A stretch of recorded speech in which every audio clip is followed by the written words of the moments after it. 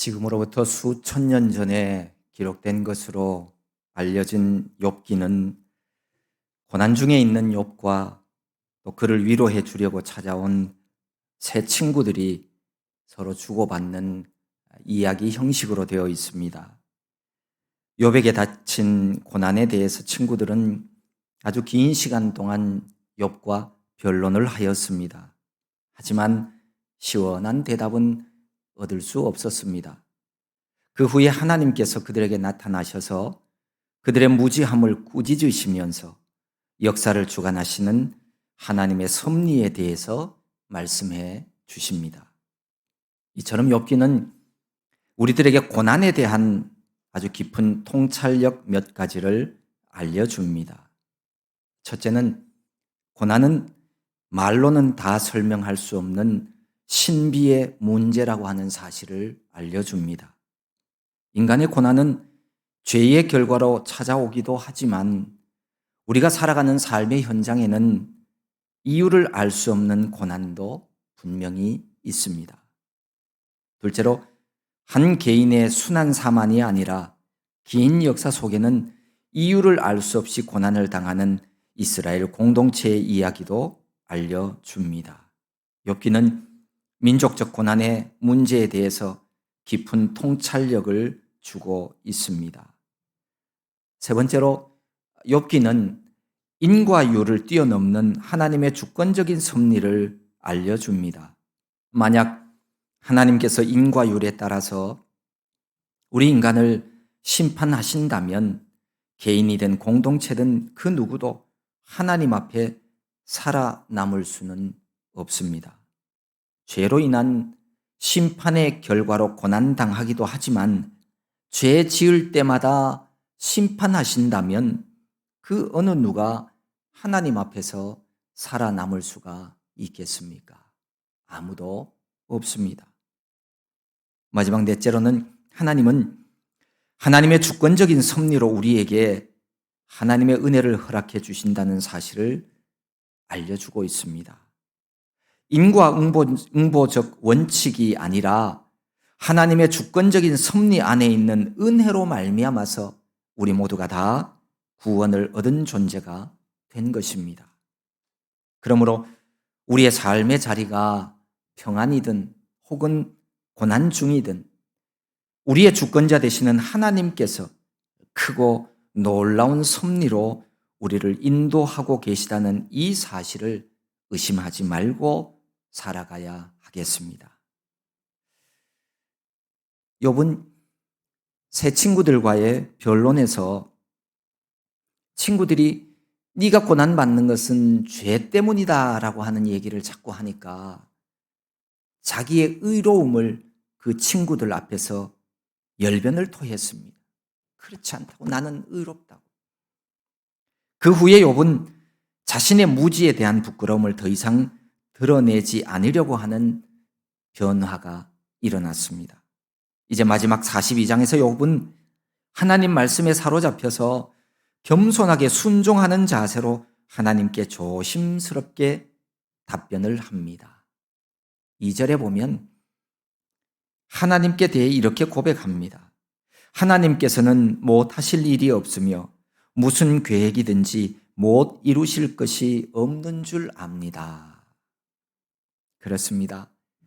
하나님께서 목적하시는 계획과 행사는 어느 누구도 가로막지 못합니다. 하나님께서는 당신이 목적하신 바를 반드시 성취하시며 계획하신 것을 완전하게 이루어 가시는 분이십니다. 그분이 하나님이십니다. 그래서 시편 33편에 보면 시편 기자는 이렇게 노래합니다. 여호와의 말씀으로 하늘이 지음이 되었으며 그 만상을 그의 입기운으로 이루었도다. 그가 바닷물을 모아 무더기같이 쌓으시며 깊은 물을 곳간에 두시도다. 온 땅은 여호와를 두려워하며 세상의 모든 거민들은 그를 경외할지어다. 그가 말씀하심에 이루어졌으며 명령하심에 견고히 섰도다. 여호와께서 나라들의 계획을 폐하시며 민족들의 사상을 무효하게 하시도다. 여호와의 계획은 영원히 서고 그의 생각은 대대에 이르리로다. 하나님의 계획하심과 그분 생각은 반드시 이루어집니다. 그래서 능치 못하심이 없으신 이 하나님을 믿는 우리 성도들이야말로 이 세상에서 누구보다도 복된 사람인 줄로 믿습니다. 온전한 하나님, 그 하나님을 믿고 하나님의 백성이 되어 보십시오. 천국 백성들은 날마다 기쁨이요, 감사요, 행복한 생활입니다. 하나님의 행하심에는 어떤 조건이나 한계도 있을 수 없습니다. 오직 하나님의 뜻만이 이루어지는 겁니다. 그래서 지혜의 책으로 알려진 잠언은 이렇게 말씀하고 있죠. 사람이 마음으로 자기의 길을 계획할지라도 그의 걸음을 인도하시는 이는 여호와시니라 라고요. 사람이 아무리 길을 쓰고 노력해도 안 되는 것은 안 되는 겁니다. 최선을 다한다고 해서 다 되면 얼마나 좋겠습니까? 그런데 그렇지 않습니다. 내가 계획해도 그 걸음을 인도하시는 분은 하나님이십니다. 내 인생은 나의 것이 아닙니다. 내 인생의 주인이 나라고 생각하며 살아가면 그는 반드시 후회하게 되어지는 때가 옵니다. 이 진리를 제대로 깨닫지 못하면 그는 아무리 노력하고 아무리 열심히 살아도 그는 불행한 인생이 될 수밖에 없습니다. 하나님 섬기며 그분 뜻 안에서 살아가십시오. 그분이 도와주시고 그분이 인도해 주실 것입니다. 바로 그런 인생이 복되고 귀한 삶입니다. 앞에 보면 하나님은 욥에게 이렇게 말씀하신 적이 있어요. 무지한 말로 생각을 어둡게 하는 자가 누구냐라고요.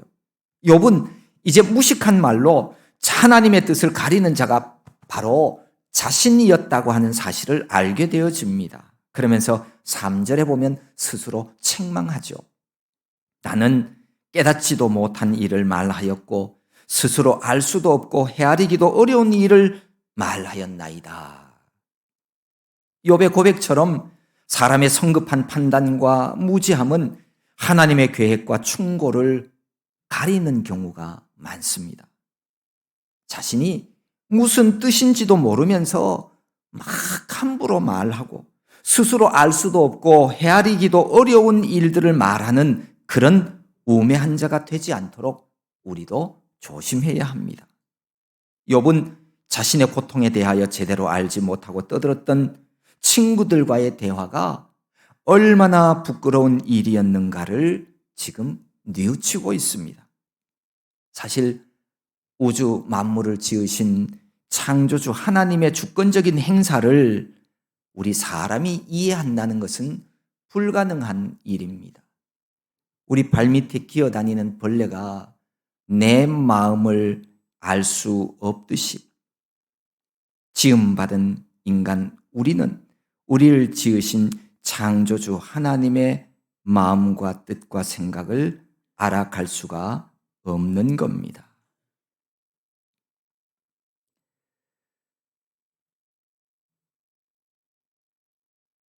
그래서 하나님이 하시는 일을 사람이 이렇다 저렇다 판단한다는 것은 참 어리석은 행동이고 언행입니다. 욥은 친구들과의 변론을 통해서가 아니라 하나님의 말씀을 통해서 이 모든 사실을 알게 되었습니다. 고린도전서의 말씀처럼 이 세상에 있는 지혜로는 하나님을 알 수가 없습니다. 어떤 사람이 하나님 이치를 깨달을 수 있겠습니까? 오직 하나님의 영으로만이 깨달을 수 있습니다. 그래서 하나님의 말씀인 성경은 하나님의 백성들을 향하여 날마다 성령으로 충만하라고 말씀하고 있는 것이지요. 성령과 함께하는 자만이 하나님의 영으로 충만한 자만이 이 땅에 하나님의 뜻을 이해하며 하나님의 은혜 안에서 살아갈 수 있기 때문입니다. 모두가 다 성령으로 충만하십시오. 그래야 하나님 백성으로 살아갈 수 있습니다. 이제 이 사실을 알게 된 욥이 이렇게 말합니다. 내가 말하겠사오니 주는 들으시고 내가 주께 묻겠사오니 주여 내게 알게 하옵소서. 여러분도 모르는 게 있으면 하나님께 알려달라고 기도하십시오. 욥은 저 앞에 13장에서도 자신이 하나님께 질문하게 해달라고 그러면서 그 질문을 듣고 대답해 달라고 하나님께 언급한 적이 있었어요. 그때는 자기가 의롭다고 하는 전제하에서 하나님, 내가 이렇게 의로운데 왜 나에게 고난이 옵니까? 그것 얘기해 달라고 요청한 질문이었죠. 하지만 이제는 전혀 다른 동기에서 하나님께 알게 해 달라고 말하고 있습니다. 자신의 확신을 확증하기 위해서 하나님의 대답을 요구하는 것이 아니라 진짜 하나님과의 대화를 통해서 하나님을 알아가게 해 달라고 요청하고 있는 겁니다. 하나님의 지혜와 능력을 더욱 깨달아 가기 위한 욥의 겸손한 요청이었습니다. 예수 그리스도를 나의 주 나의 하나님으로 믿고 고백함으로 구원받은 하나님의 백성 성도라면 하나님과의 대화인 기도를 통해서 하나님을 사랑하며 살아가야 합니다. 기도를 통해서 날마다 더욱더 하나님 알아가는 생활을 해야 합니다. 사람도 그렇고 사람과도 그렇고 하나님과도 대화 없이 교제하는 일은 그거는 불가능합니다. 여러분 부부 사이에도 대화 많이 하세요. 내가 얘기 안 해도 저 사람 알고 있을 거라고요. 천만의 말씀이에요. 몰라요. 사람과도 하나님과도 대화 없이 교제할 수 있는 일은 없어요. 대화에도 대화의 깊이가 다르듯이 기도라고 해서 다 같은 기도가 아닙니다. 하나님께 대한 바른 기도가 필요합니다. 흔히들 사람과의 대화에는 3단계 정도의 단계가 있다는 그런 말을 하죠. 사실 잘 알지 못하는 사람이 만나면요. 물론 말도 잘 안 하죠. 근데 말을 한다고 하더라도 아이고 오늘 날씨 좋네요. 내 얘기도 자기 얘기도 아닌 엉뚱한 딴 얘기만 하는 거예요. 그러다가 조금 이제 가까워지면 아이고 오늘은 얼굴빛이 좋으네요. 오늘 입은 옷이 참 잘 어울리네요. 내 얘기도 하고 네 얘기도 하고 그런 거예요. 그런데 거기까지만 머무면 안 되고 더 깊은 단계에 들어가야 돼요. 그래야 내 마음, 내 감정까지 얘기할 수 있어요. 있잖아. 요즘은 내가 이런 일 때문에 내가 많이 마음이 아파. 라고 말이죠. 하나님과의 기도도 비슷합니다. 하나님과의 관계가 어느 정도 깊어지기 전에는 기도의 시간이 서먹하고 할 얘기도 없고 그렇습니다. 기도 시간에 앉아 있어도 정말로 내 영혼이 영이신 하나님과 교제하지 못하는 사람들이 많아요. 기도 시간이 힘들고 싫어진다고 하면 미안하지만 아직 나는 하나님을 잘 모르는 사람이에요. 하나님과 관계가 저만큼 먼 사람이에요. 더 시간을 내고 하나님과 기도 시간을 더 가지십시오. 그래야 하나님과 가까워질 수 있고 하나님의 뜻을 알아갈 수 있는 거예요. 욥처럼 하나님께 질문하고 하나님께 물어보십시오. 주님의 뜻을 더 알기 원한다면 응답해 달라고 간구하십시오. 하나님은 우리 기도에 귀 기울이시고 응답해 주시는 하나님이십니다. 내 귀에 들린 대로 인도해 주시겠다고 약속하셨습니다. 아무 곳에서나 기도는 할 수 있지만 정해진 기도의 자리를 가지지 못한 사람은 하나님과 교제하며 바르게 신앙생활을 하기는 어렵습니다. 아니, 불가능합니다. 욥은 이렇게 말합니다. 내가 주께 대하여 귀로 듣기만 하였사오나 이제는 눈으로 주를 배움나이다. 지금까지는 주님께 대해 종교적인 전통이나 조상들의 가르침 등 외적인 것들만 귀로만 들어서 알고 있었다는 겁니다. 하지만 그런 것들은 매우 불완전하고 지식에 불과한 거예요. 여러분, 신앙은 지식이 아닙니다. 내가 많이 알고 있다고 해서 내 믿음 좋은 거 아니에요. 욥은 이제 고난의 시간들을 통해 하나님을 직접 만나서 말씀을 들음으로써 하나님을 바로 알게 되었습니다. 하나님의 직접적인 계시를 통해서 하나님의 영광과 능력과 권세가 어떠한 것인가를 깨닫게 되었습니다. 하나님과의 대화를 통해서 욥의 영적인 안목이 열리게 되었습니다.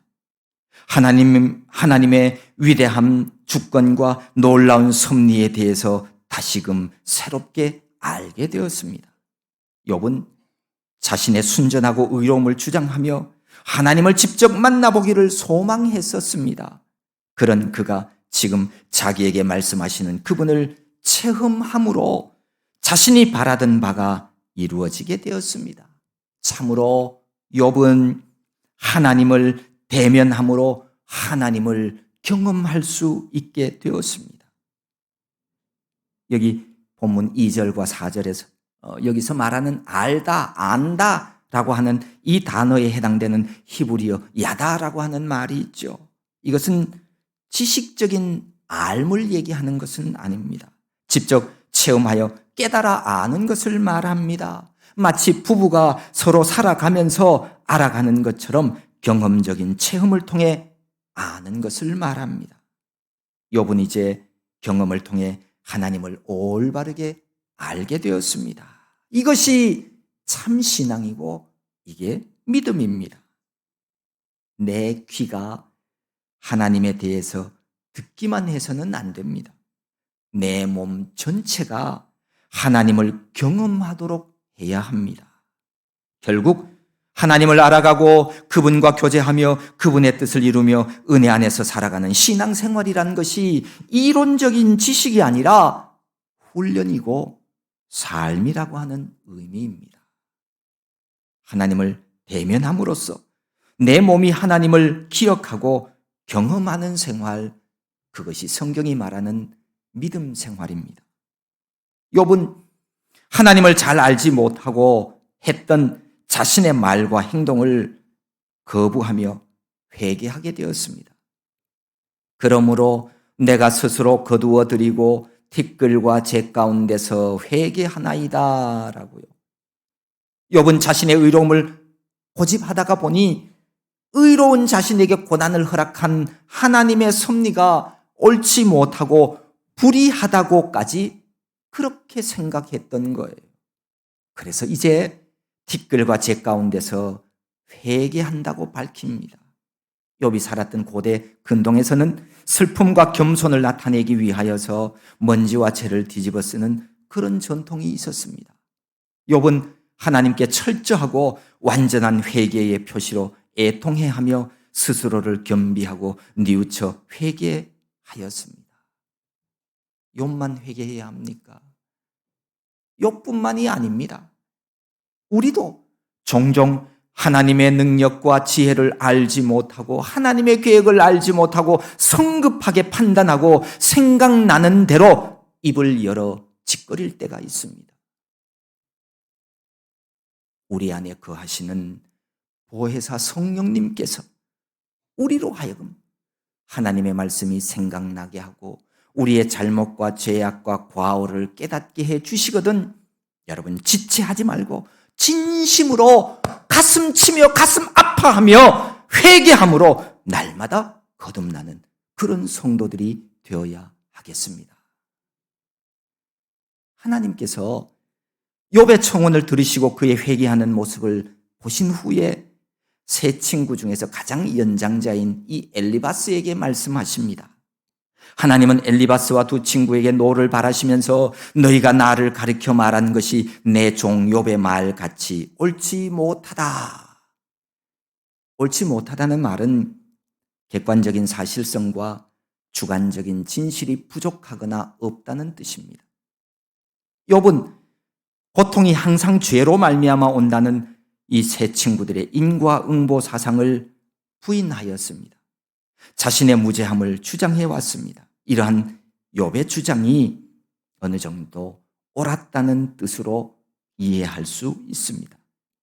그럼에도 욥은 자기의 무지한 말로 하나님의 이치를 가리운 그 죄에 대해서 회개했습니다. 반면에 이 세 친구들은 하나님의 정의로우심을 방어한다는 명분으로 친구인 욥을 비난했습니다. 그들은 욥을 위로하러 와서 위로하기는커녕 고통받는 욥을 보면서 네가 고통받는 이유가 네가 죄를 지었기 때문이라고 말하면서 도리어 욥에게 상처만 더 안겨 주었던 겁니다. 세 친구들은 결론적으로 고난받고 있는 사람의 처지를 비난하는 경건한 것 같은 위선자가 되고 말았습니다. 하나님은 우리의 처지와 형편을 잘 알고 계십니다. 그래서 하나님은 힘들고 어려운 자들의 눈에서 흐르는 눈물을 닦아주시는 참 좋으신 하나님이십니다. 8절 말씀에 보면 하나님은 욥이 바라던 대로 욥과 그 친구들 사이를 정확하게 판결해 주셨습니다. 세 친구들에게 자신들이 지은 죄를 속죄하기 위해서 수소 7과 수양 7의 많은 희생물을 가지고 번제를 드리도록 명령합니다. 자신들의 교만을 꺾어 낮추고 그들이 비난했던 욥과 먼저 화해하도록 하기 위한 방법이었습니다. 하나님은 욥이 하나님과 친구들 사이에서 대제사장적인 임무를 맡아서 중재 역할을 수행하도록 하셨습니다. 너희들이 번제를 드리면 내 종 욥이 너희를 위하여 기도할 것인즉 내가 그를 기쁘게 받겠다라고 하나님이 하십니다. 욥으로 인해 기뻐하겠다고 말씀하십니다. 그러면서 너희가 우매한 만큼 너희에게 갚지는 않겠다고 하는 말씀도 합니다.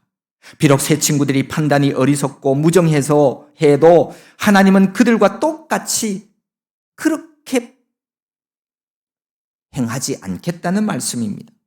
하나님께서는 자비와 긍휼로 그들의 죄를 용서하고 용납하겠다는 의지를 그들에게 보여주십니다. 하나님은 다시 한번 욥의 말이 친구들보다 옳았음을 알려주고 있습니다. 이제 욥의 세 친구들은 하나님의 명령대로 순종을 합니다. 그들이 명령하신 대로 행하였다는 말은 자신들의 욥에 대한 비난과 변론들이 잘못되었다라고 하는 것을 시인한다는 뜻입니다.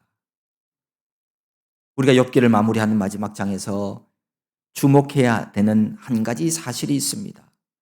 욥과 세 친구들에게 하나님의 의로우심을 나타내시고자 하셨던 하나님, 그 하나님의 목적과 계획이 이렇게 성취되었다는 사실입니다.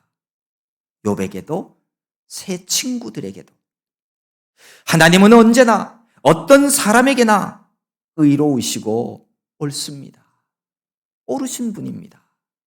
하나님의 선하시고 의로우심이 누구에게도 어느 시대에도 훼손되어서는 안 됩니다. 비록 친구들이 욥의 고통과 처지를 비난하고 험담하였을지라도 욥은 그들을 위해 기도하였습니다. 그리고 하나님께서는 그 기도를 들으시고 그들의 죄를 용서해 주셨습니다.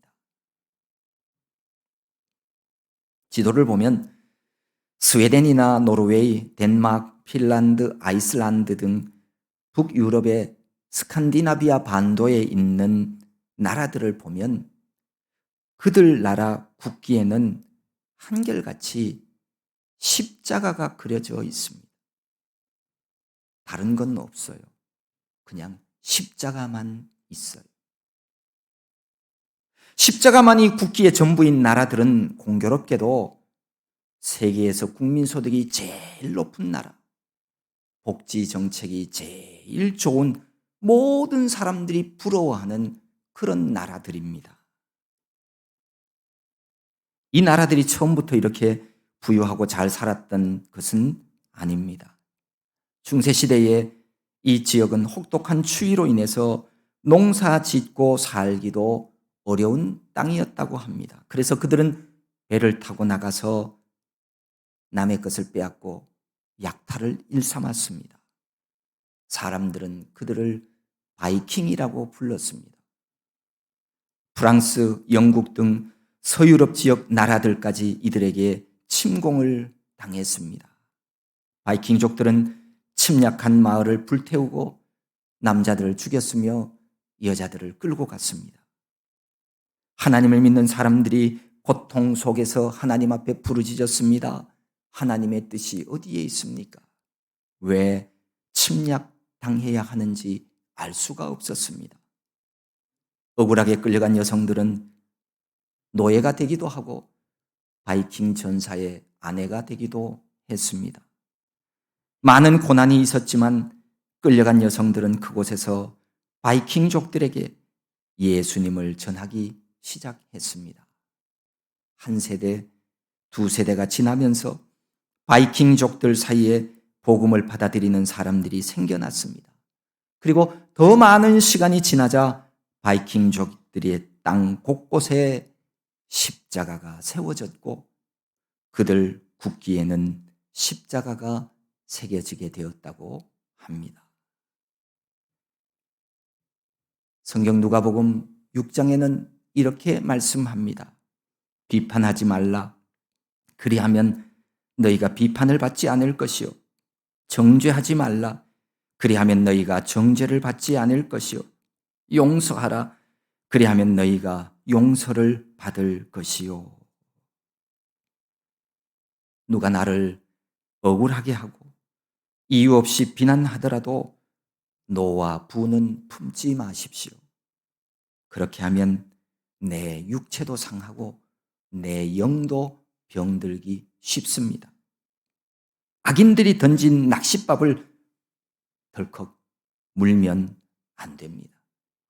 노와 부는 내 뼈를 썩게 만드는 지혜롭지 못한 선택입니다. 대신 하나님의 뜻을 구하십시오. 하나님 말씀대로 비판하지도 정죄하지도 말아야 합니다. 용서하는 자가 되어야 우리도 하나님께로부터 용서받을 수 있습니다. 우리는 선으로 악을 이기며 살아가야 합니다. 물론 내가 잘못해서 받게 된 비난이라면 그 비난은 상대방 원망하지 말고 먼저 내 자신을 돌아볼 줄 알아야 합니다. 돌이키고 회개의 기회로 삼아야 마땅합니다. 하나님은 욥의 곤경을 돌이키셨습니다. 원래의 상태로 회복되었습니다. 하나님은 욥에게 고난 당하기 전에 가졌던 번영과 행복과 명예와 부를 다시금 새롭게 회복시켜 주셨습니다. 고난을 끝까지 참고 견뎌낸 인내의 사람 욥은 이전보다 갑절의 소유를 받게 되었습니다.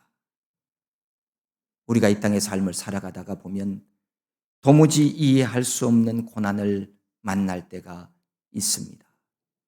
전에도 있었고 지금 당하는 분이 있을지 모르겠습니다. 앞으로도 그런 일이 있을 겁니다. 그럴 때 욥처럼 하나님께 물으며 깨닫게 해달라고 기도해야 합니다. 원망과 불평보다는 인간의 부족함을 깨닫고 겸손히 하나님의 은혜를 구하며 그렇게 살아갑시다. 하나님은 어제나 오늘이나 영원토록 동일하시고 은혜 구하는 자에게 은혜 베풀어 주시는 참 좋으신 하나님이십니다. 이 좋으신 하나님께 날마다 그분의 선하신 뜻을 물으며 그분이 주시는 은혜 안에서 살아가는 저와 여러분 모두가 될 수 있기를 소망합니다.